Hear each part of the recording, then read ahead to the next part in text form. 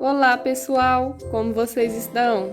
No vídeo de hoje eu quero contar tudo sobre essa suculenta linda e delicada, conhecida popularmente como colar de pérolas. Meu nome é Mariana, sejam bem-vindos a mais um vídeo. O nome científico dessa suculenta é Senecio rowleyanus, mas devido ao formato das suas folhas e o seu crescimento, ela ganhou o nome popular de suculenta colar de pérolas. E parece mesmo várias pérolazinhas verdes em um colar. Ela é uma suculenta originária da África do Sul e o seu cultivo é considerado fácil para alguns e difícil para outros. Na minha opinião, ela é uma suculenta de fácil cultivo. Já faz um bom tempo que eu tenho essa planta e eu não tive nenhum trabalho para cultivar ela. Eu já cultivei ela de várias formas diferentes. Já cultivei ela pegando um pouco mais de sol e na meia sombra. E nos dois ambientes ela se desenvolveu muito bem. O que mudou foi a coloração das folhas, que são as pérolazinhas, e também a rega. Mas em relação ao ambiente, o mais indicado é cultivar ela na meia sombra, pegando aí um solzinho da manhã ou um solzinho da tarde. O sol forte, muito quente do meio-dia pode acabar queimando a planta e deixando ela com um aspecto feio. O essencial para essa suculenta se desenvolver bem é bastante luminosidade. As suculentas e as outras plantas em geral precisam de bastante luminosidade para fazer a fotossíntese. Quando ela não tem esse ambiente adequado, ela acaba ficando estiolada. O estiolamento é quando o caule da suculenta se alonga muito e uma folha fica muito longe uma da outra. Isso acontece porque a planta está buscando mais luminosidade. Então ela acelera esse desenvolvimento para tentar encontrar a claridade que ela precisa. Estão gostando de conhecer um pouco mais sobre essa suculenta linda? Já deixa o like no vídeo e vamos falar um pouquinho sobre o substrato ideal para cultivá-la. Diferente de outras suculentas, a colar de pérolas gosta de um pouquinho mais de umidade no substrato. Isso não quer dizer que ele deva reter muita água e ficar muito encharcado. O ideal é plantá-la num substrato igual ao substrato das outras suculentas e regá-la com mais frequência. Eu acho que substrato depende do cultivo de cada pessoa, é questão de gosto e de adaptação, mas pode-se utilizar aí para cultivar essa suculenta um substrato com bastante componentes que façam a drenagem e a aeração desse substrato, que é deixar ele bem fofinho para não ficar muito compactado, esmagando as raízes dela. Pode-se utilizar um substrato pronto, já destinado para o plantio de suculentas, ou então você pode fazer seu próprio substrato, utilizando aí, por exemplo, um mix de palha de arroz carbonizada, perlita expandida, que são materiais que auxiliam aí na drenagem desse substrato e na aeração. Tem também o carvão vegetal triturado, que é muito bom. Ele funciona como fungicida e bactericida e também ajuda a drenar mais esse substrato.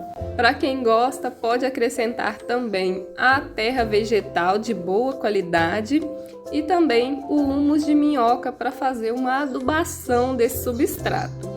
Tem um vídeo aí no canal onde eu mostro o substrato que eu estou utilizando aqui nas minhas suculentas. Eu vou deixar o link nos cards e na descrição para vocês. E se você gosta desse conteúdo sobre as suculentas e quer assistir mais vídeos como esse, clica nesse botãozinho vermelho embaixo do vídeo, se inscreva no canal e ative o sininho das notificações, que toda segunda-feira às 18 horas tem vídeo novo aqui no canal, sempre com muitas dicas sobre o cultivo das suculentas. Falando um pouquinho sobre a rega dessa suculenta, como eu disse anteriormente, ela gosta de um pouquinho mais de umidade do que outras suculentas.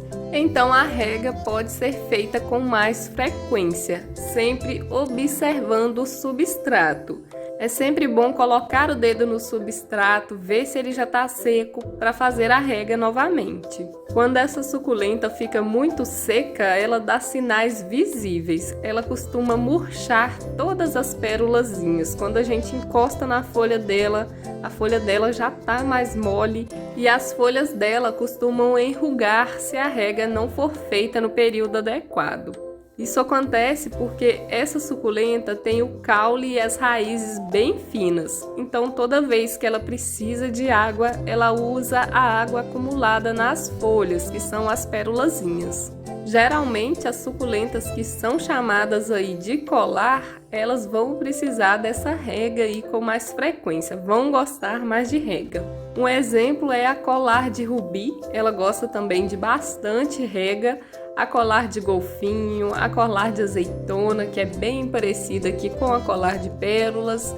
Elas têm o mesmo tipo de crescimento e os cuidados são bem parecidos. Me contem aí nos comentários se vocês cultivam a suculenta colar de pérolas e se vocês acham o cultivo dela fácil ou difícil. Em relação à adubação, a colar de pérolas não é muito exigente, ela até se desenvolve bem sem adubação, mas ela é um ser vivo como a gente, e como nós precisamos de nutrientes, as plantas também precisam desses nutrientes, dessas vitaminas. Então é bom fazer aí uma adubação até para evitar pragas e doenças. A adubação ajuda a planta a ficar mais resistente.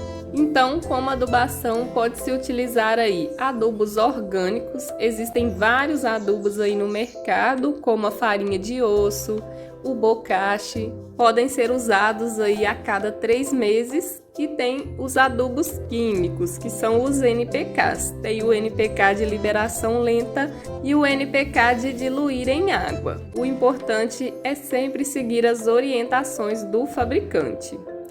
Para fazer mudinhas dessa suculenta é bem simples.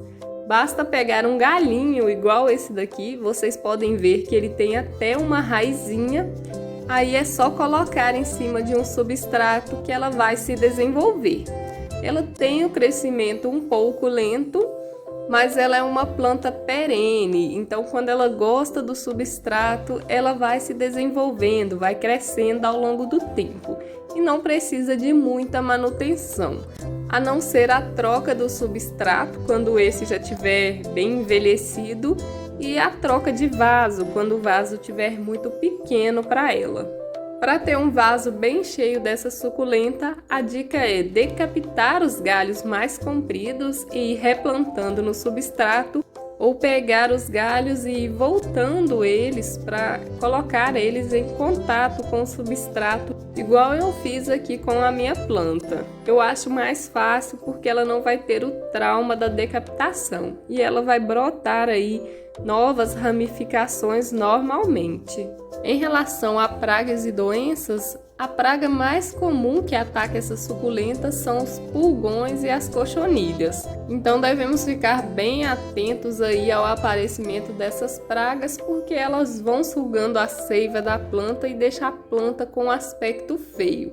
Essa minha, por exemplo, de vez em quando ela é atacada pelos pulgões. Aí eu acabo utilizando nela algum produto químico. Olha aqui para vocês verem, ó, tem alguns pulgãozinhos aqui, que são esses bichinhos pretos. Para combater esses pulgões, vocês podem utilizar aquelas receitinhas caseiras, como por exemplo a receitinha da água oxigenada, que é 4 colheres de sopa de água oxigenada, volume 10 para 1 litro d'água. Aí é só agitar bem e borrifar na planta. Lembrando que esse tratamento tem que ser feito no período em que não houver sol. Aí deve-se repetir a receita uma vez por semana até que os pulgões desapareçam da planta. E também pode-se utilizar aí um produto químico para ajudar a combater esse pulgão, principalmente quando ela estiver mais atacada. Então, pessoal, esse foi o vídeo de hoje. Eu espero que vocês tenham gostado das dicas para cultivar a suculenta colar de pérolas. E se você está aqui assistindo esse vídeo, ainda não é inscrito no canal, considere se inscrever e ativar o sininho das notificações para não perder nenhum vídeo sobre as suculentas que que vai ao ar aqui no canal toda segunda-feira às 18 horas. Visitem também meu Instagram, é o @meujardim+, igual ao nome do canal aqui do YouTube. Gratidão a todos que assistiram, até o próximo vídeo, tchau, tchau!